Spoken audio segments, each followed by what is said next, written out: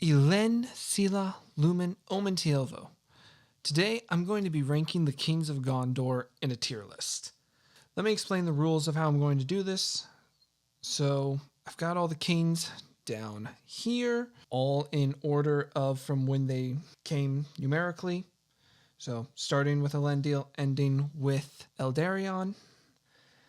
And so, I'm going to rank them just on how good their kingship was for Gondor.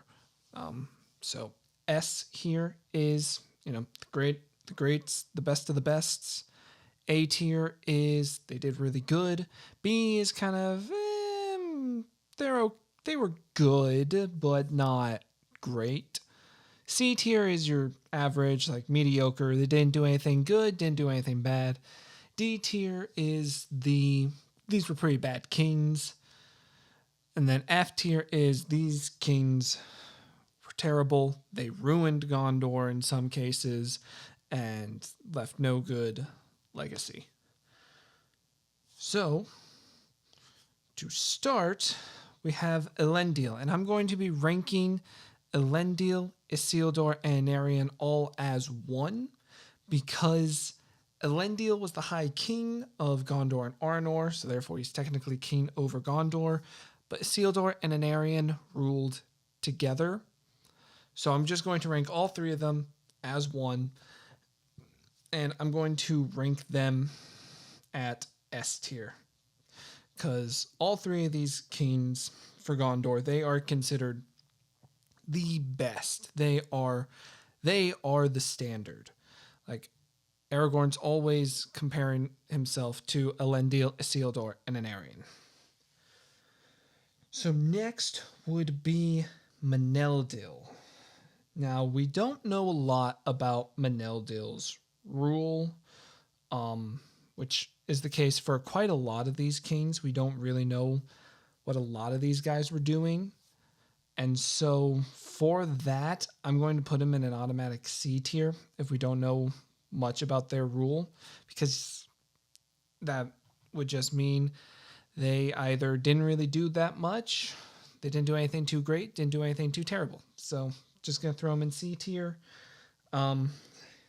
Commendor, yeah, also know very little about his rule. Same with Eärendil here, so both of them are C's. Anardil as well. Just the early kings we don't really know much about outside of Elendil, Isildur, and Anarion. Let's see here. We've got Ostohair. So this guy, he rebuilt Minas Anor. So it had been ruined after the War of the Last Alliance. And so he rebuilt it. That's where the kings of Gondor spent their summers.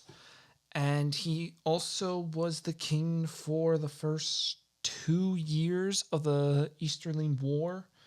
Let's see, he died in 492, and that war started in 490. He wasn't killed in battle, he just died of older age. So based off of those two things, I would be inclined to put him in B tier. Gondor didn't get the floor mopped with them against the Easterlings during this time. It took a while for the war to end, but I'm going to put Ostohair at B tier. Now we have Romendakil the First, or as his birth name was, Tarustar, and I'm going to put him also in B tier. He wins the first Wainrider War. Gondor has a relative time of peace, but then the Second Easterling War begins, and he is, in fact, killed in this battle. So I'm going to leave him at B for that fact, because he did lead Gondor through a great period of war. Let's see, this is Tarambar. So probably going to put him in B tier as well, because he led Gondor through the first or the Second Easterling War, I should say. And so he kind of did pretty well in that regard. So yeah, I'll just keep him at B tier there. Okay, who is next? This is Atanatar the First.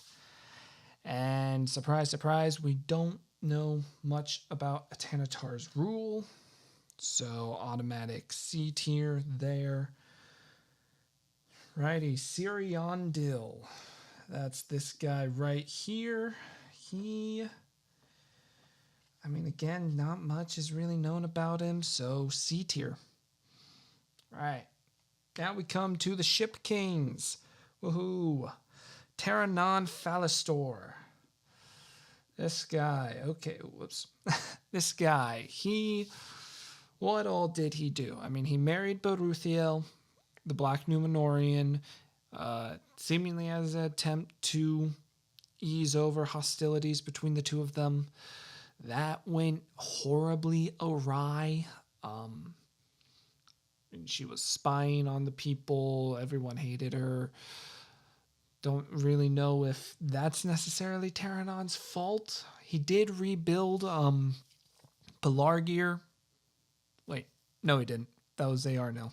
But he did take the name of Phalustor because he won several coastal victories.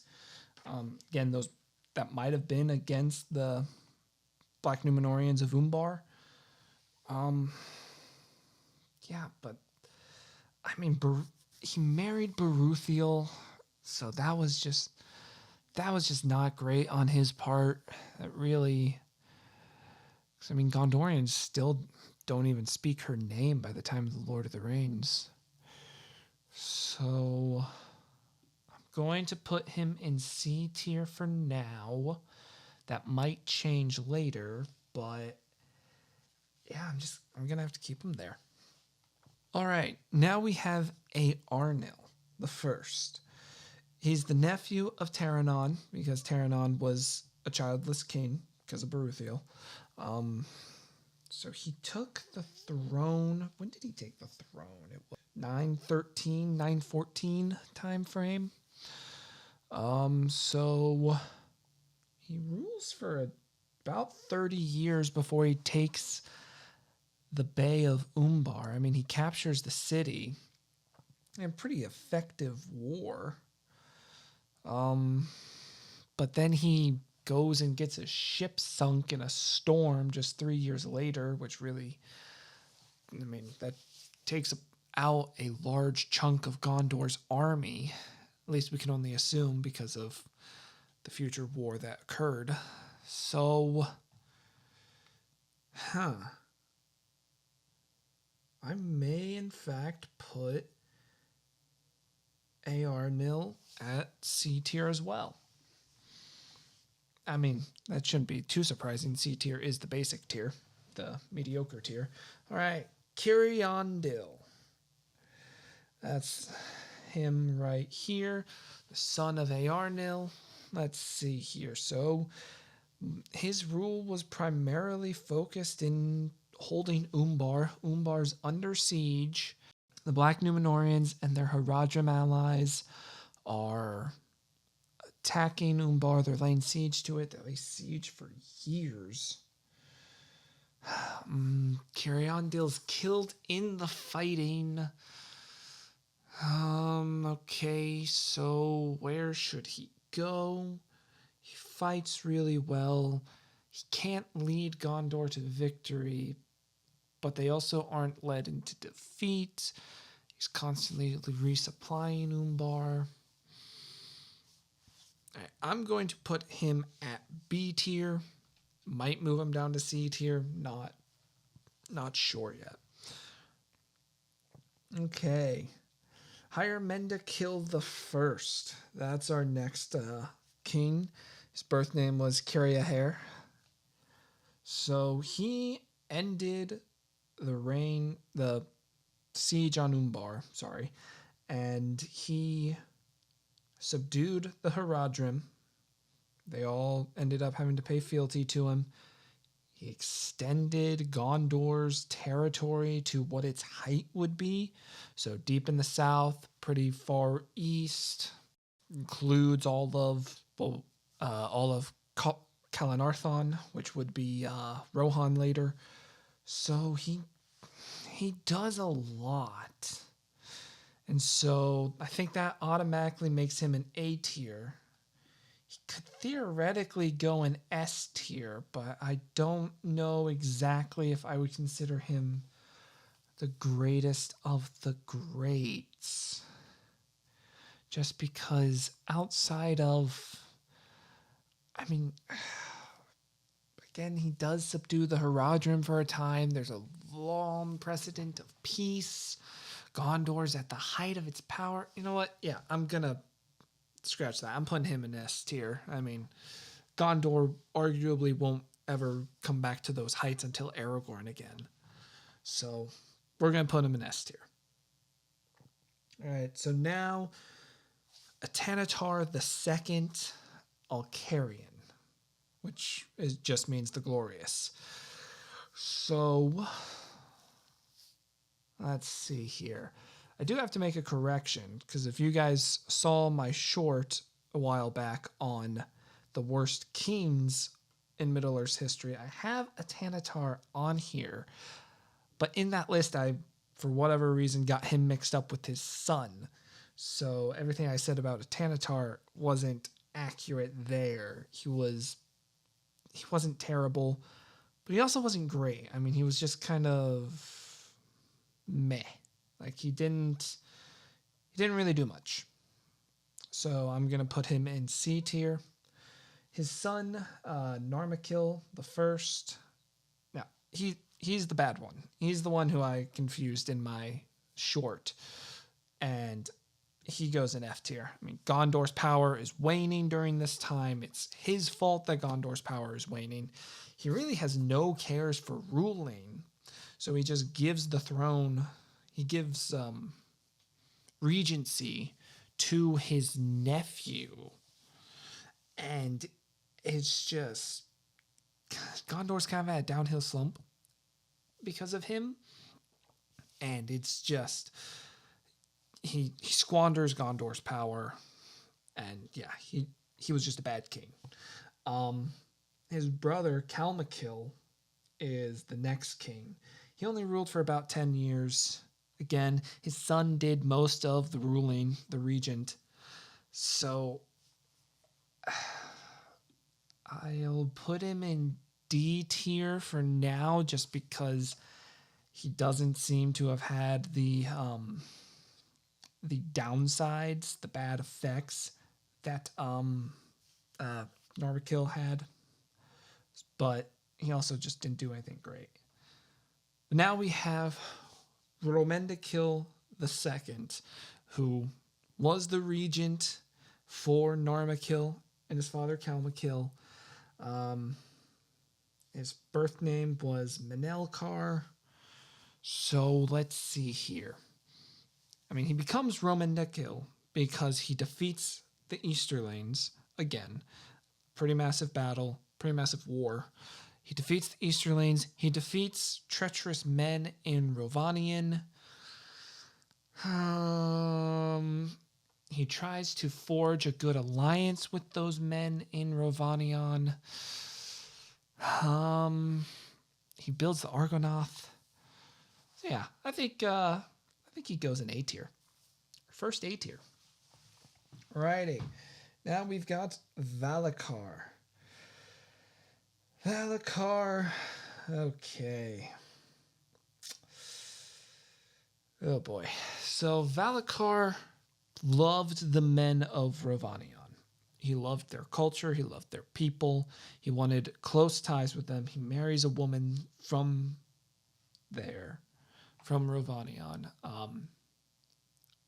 Vindumavi, I think is her name. But because of that, there's a lot of tension in Gondor for fear of the long lifespan of the Númenóreans waning and fading, and the bringing in of these middlemen and their blood into the kingship of Gondor. That sparks a lot of tension. Don't really know. I wouldn't necessarily say that that's his fault, but it also kind of is, but I don't. We'll put him in C tier for now. May move him up to B tier, but that's kind of where I'm leaning towards right now. So now we have Eldakar, his son. Okay, so Eldakar's rule is pretty disastrous. Almost immediately, the kin strife begins, the Gondorian Civil War. There's not, that Skiliath is sacked in that time. They lose a Palantir, which is really bad. But again, that's not necessarily Eldakar's fault that his people turned against him. He does eventually win the war, and the Gondorians fully accept him. So we'll put him in B tier for now. Yeah, we'll put him in B tier. Castamir, the usurper, the one who tried to steal Eldakar's throne. I mean, there's no debate. He goes automatically in F tier. He is one of the rare evil Gondorians. I mean, he was just... There's no other word. Evil. Like, it's almost surprising that a man so wicked is a descendant of Elendil. Because you would almost he almost falls more into the suit of, like, Ar-Pharazôn. And he's just terrible. On Mac F. Now we have Aldemir. Okay. What do we know about him? I mean, he mostly just dies to the Corsairs. So, I mean, he dies in war to the Corsairs. That's pretty much it. So we'll put him in either D or C tier. I think we'll put him in D tier for now. Okay, so that gives us to Hyremendikil II, birth name Vinyarian. Again, I mean, he's the one who kind of subdued Umbar for a time, overwhelmed them, so he ended the war, avenged his father. Probably put him in B tier. Yeah, I think I would put him in B tier. Menardil, very similar to his grandfather. He dies against the Corsairs. He gets ambushed. In fact, it's even spies. So there's enough distrust. Like, there's enough bad things going on in Gondor at the time. I'll probably just... I'll put him with... in D tier with Aldemir. So now we have... Oh, goodness. This is Telemnar? Yeah, Telemnar. Oh, this guy. He gets the bad news, that's for sure. The Great Plague happens in his rule. Gondor's hit devastatingly. The White Tree dies. He dies. His family all dies. I mean, Gondor is in sheer ruins. Not necessarily his fault, because what could he do against the plague that he died to? But, I mean, he didn't really do much. And ultimately, his rule kind of didn't go well. So I'm going to put him in D tier. Next, we have Tarandor. Yeah, Tarandor.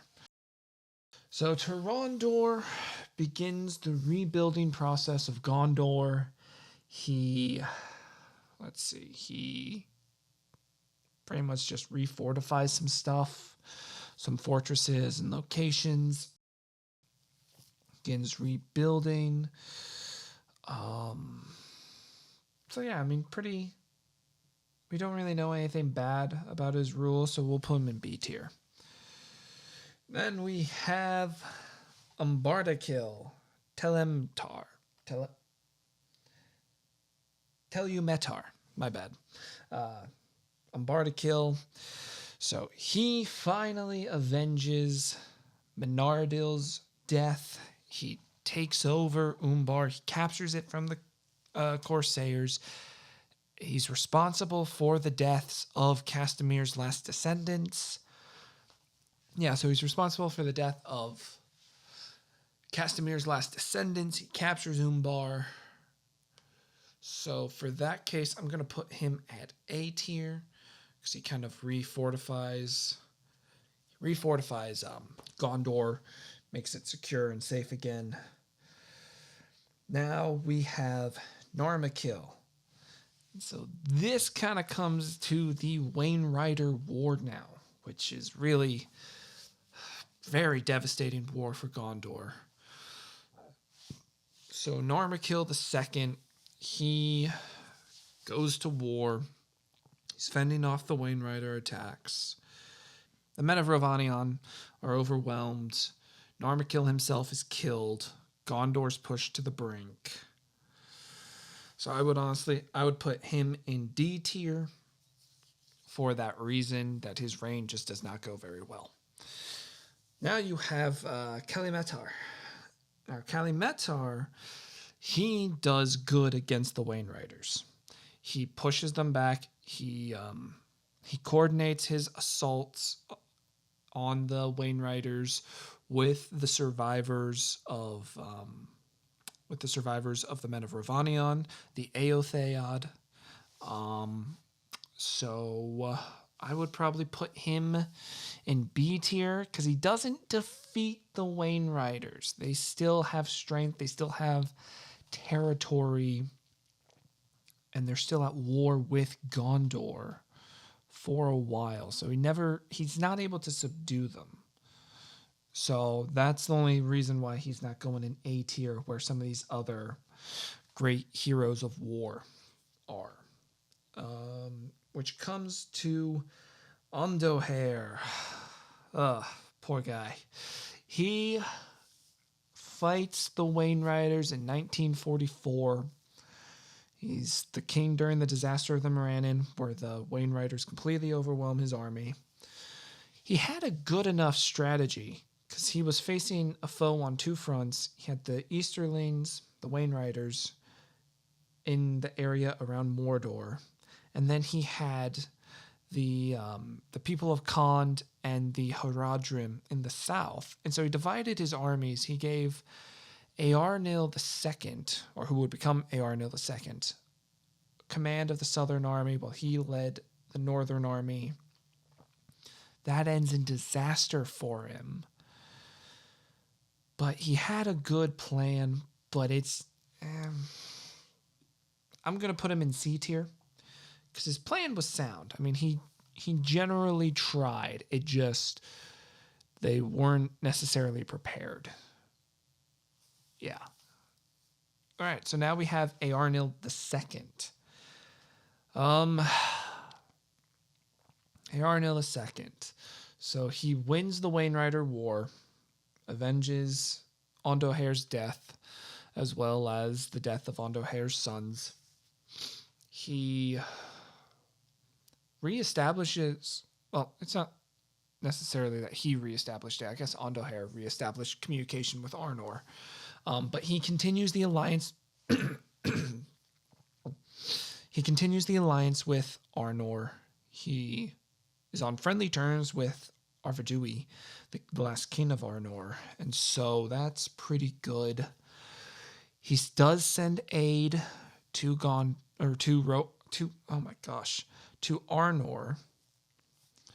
He sends aid to Arnor. It does arrive too late, but that's, building an army and sending them off by sea takes a while. So I'm going to put him in B tier because he does lose Minas Ithil. and he loses the Palantir there, which is huge. Essentially makes all the other Palantir unsafe to use because Sauron could now, or I guess they didn't know it was Sauron, but one of the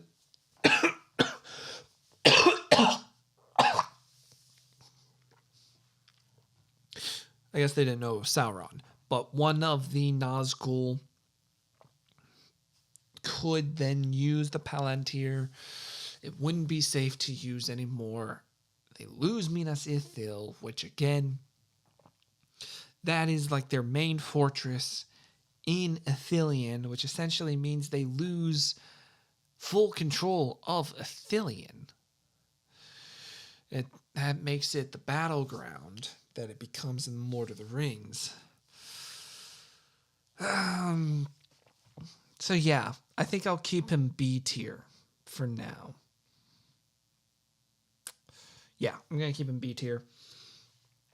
All right, now we have Earnor, the son of Eärnil. Okay, it's between D or F here. He ruled for 7 years. He was rash. He was hasty. He ultimately didn't do much for Gondor. He kind of blew it. He went off to challenge the Witch King. He accepted the Witch King's challenge, I should say, for a duel in Minas Morgul, and never returns. I mean,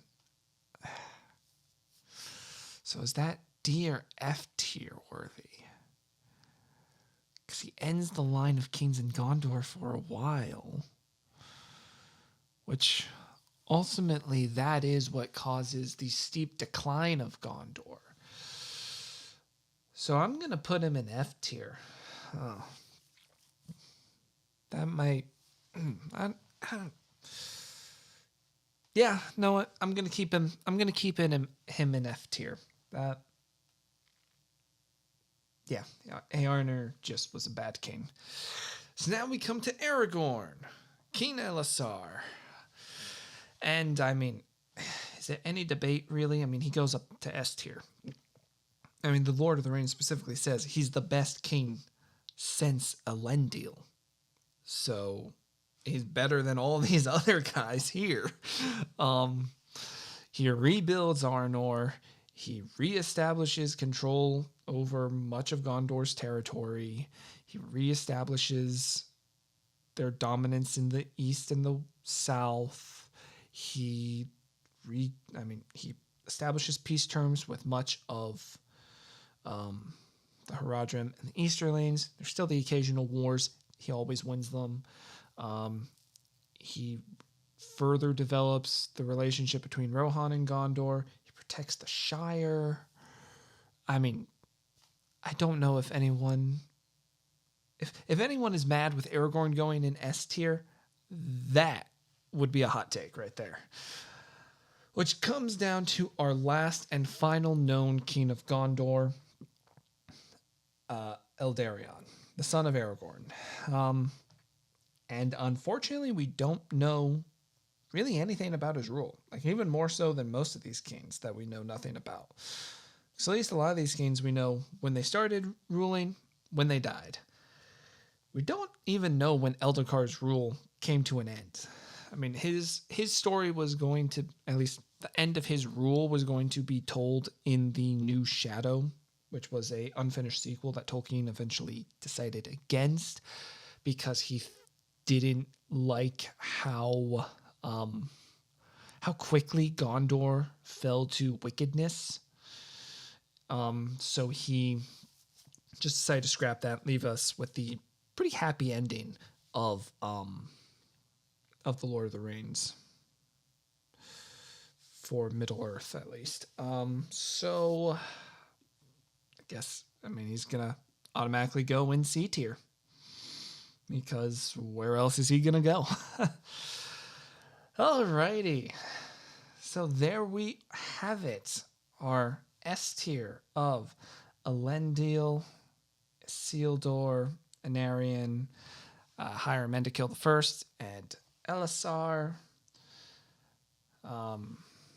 Yeah, that's my ranking. So let me know what you guys think of the ranking down below in the comments. Tell me who you think should be in a higher place, who should be in a lower place, or whether or not you agree at all.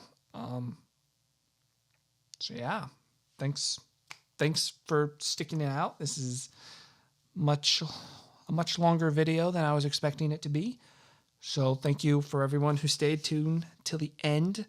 Thanks for watching. And as the elves say, Namarie.